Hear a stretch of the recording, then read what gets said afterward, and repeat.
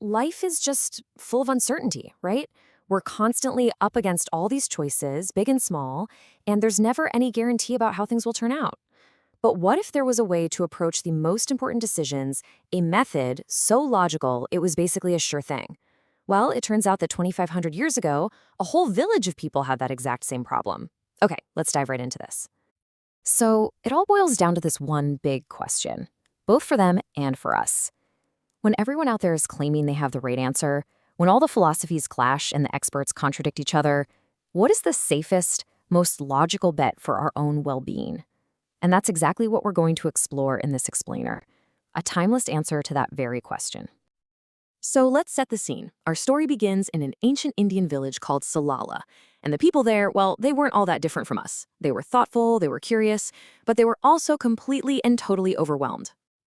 Just try to picture this. You've got teacher after teacher rolling through your town. One says, yep, there's an afterlife. The next one says, nope, this is it. One says your actions have consequences. Another says it's all just fate. The people of Salah had heard it all, and the result was just this deep, paralyzing confusion. They had no one in whom they could place what the text calls well-reasoned faith. So when the Buddha shows up, he doesn't just launch into some big sermon. He starts with a really simple, direct question. He looks at them and asks, point blank, is there anyone you can truly, logically trust? And their answer? It was so simple, so honest, and just, man, so relatable. They just said no. That's it. They were totally adrift in the sea of conflicting ideas, with no compass to guide them.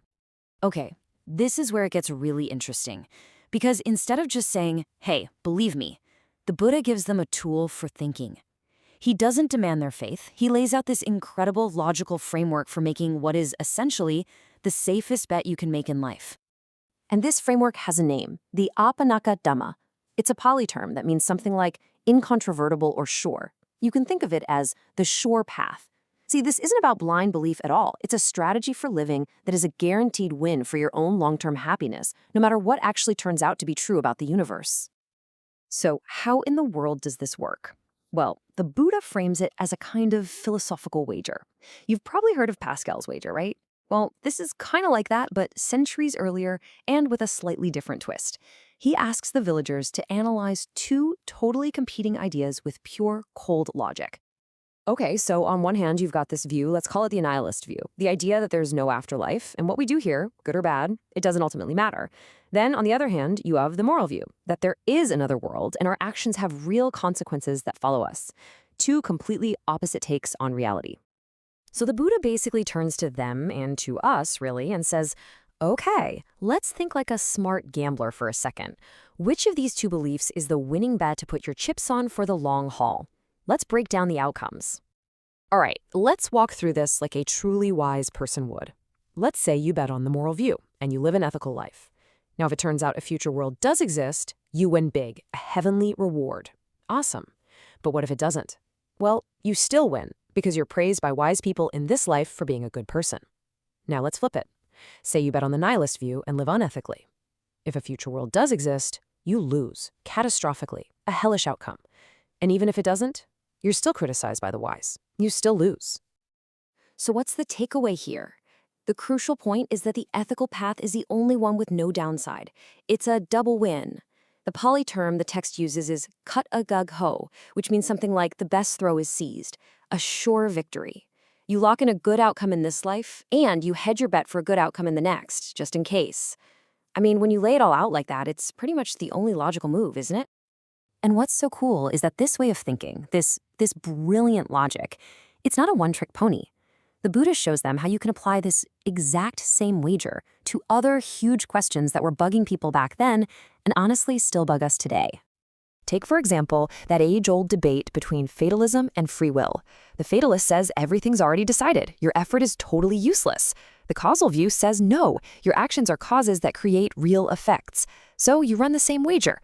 Which belief is the safer bet to live your life by? Well, the one that says your efforts matter, of course. It's the only view that actually empowers you.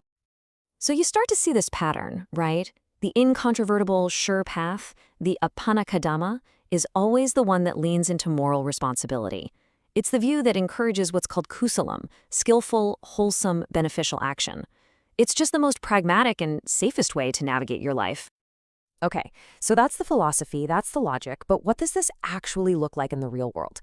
Well, the Buddha then lays out 4 types of people, 4 paths that are the direct result of the choices we make based on these views.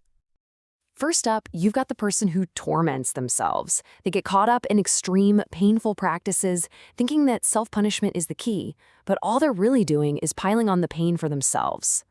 Then you have the person who torments other people. Their job, their day-to-day actions, their whole way of being is just built on causing harm and suffering to other living things, whether they're people or animals. Third, and this is the worst of all, is the person who somehow manages to do both. They torment themselves and they torment others. The text gives this really vivid example of a ruthless king whose constant warmongering and cruelty brings misery to everyone around him and ultimately to himself. And then there's the 4th path. This is the one who follows the sure bet.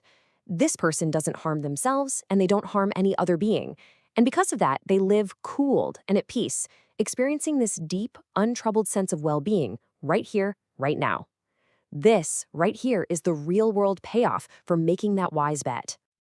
So after the Buddha lays out this whole thing, this incredibly clear, logical, and honestly really compassionate framework, the ball is in their court.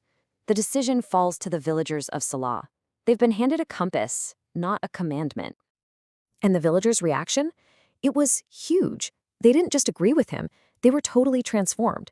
They said that hearing this teaching was like turning something upright that had been knocked over, or like someone lighting a lamp in a pitch-black room.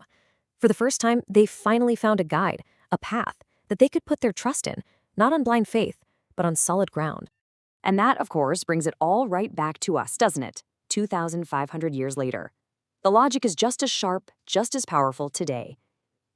This ancient teaching isn't asking for our blind faith, it's asking us to be smart, to be wise gamblers with the biggest stakes you could ever imagine, our own happiness and the well-being of everyone around us. Your life is your wager. So the question is, how will you play?